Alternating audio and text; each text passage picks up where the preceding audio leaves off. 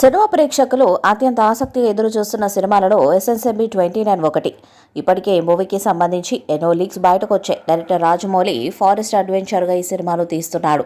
మహేష్ బాబు కొత్త లుక్ కనిపిస్తున్న ఈ చిత్రం మీద భారీ అంచనాలే నెలకొని ఉన్నాయి. ఈ సినిమాలో పృథ్వీరాజ్ సుకుమారన్, ప్రియాంక చోప్రా కీలక పాత్రలు పోషిస్తున్నారు. ఎస్ఎస్ఎంబి 29 చిత్ర స్కెడ్యూల్ ప్రస్తుతం ఒరిస్సాలో జరుగుతుంది. అక్కడి అటవీ ప్రాంతంలో 25 రోజుల స్కెడ్యూల్ ప్లాన్ చేశారు జక్కన్న. మహేష్ బాబు సహా కొందరు ఆర్టిస్టులపై కీలక సన్నివేశాల చిత్రీకరణ జరుగుతుంది.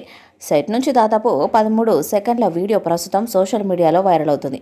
ఎస్ఎస్ఎంబి 29 లీగ్స్లో ఇది రెండోది. ఈ మధ్య హైదరాబాద్లో వేస్తున్న సెట్ ఫోటోలు కూడా ఇలాగే లీక్ అయ్యాయి. ఈ చిత్రానికి గరుడ అనే టైటిల్ పెట్టాలని చూస్తున్నారట. ఎస్ఎస్ఎంబి 29 తర్వాతి స్కెడ్యూల్ కోసం కాశీ సెట్ వేస్తున్నారు మేకర్స్. అత్యంత భారీగా ఈ సెట్ నిర్మాణం జరుగుతుంది. అక్కడే మేజర్ పార్ట్ షూట్ ప్లాన్ చేస్తున్నారు దర్శక ధీరుడు. దీని ఫోటోలు లీక్ అవ్వడం కూడా చర్చనీయాంశమైంది. ముందుగా ఫిక్స్ చేసిన కొన్ని రియల్ లొకేషన్స్ను పక్కన పెట్టి హైదరాబాద్లో ప్రత్యేకంగా సెట్స్ వేసి షూటింగ్ పూర్తి చేయాలని ప్లాన్ చేస్తున్నట్టు తెలుస్తుంది.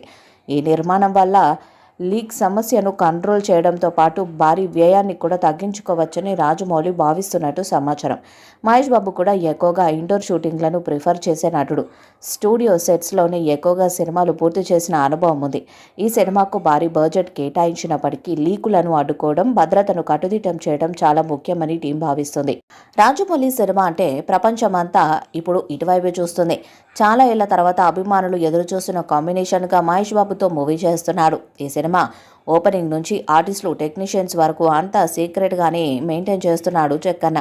అయితే ఆ సీక్రెట్ అంతా కేవలం హైదరాబాద్కి పరిమితమైంది. ప్రస్తుతం ఒడిశాలో ఓ స్కెడ్యూల్ చిత్రీకరణ చేస్తున్నారు. ఈ స్కెడ్యూల్ కోసం వేసిన సెట్స్లో పాటు మహేష్ బాబు, ఇతర ఆర్టిస్టులు కలిసి నటిస్తున్న సీన్స్ లీక్ అయ్యాయి. ఫస్ట్ డే సెట్ లీక్ అయితే నెక్స్ట్ డే సీన్ లీక్ అయింది.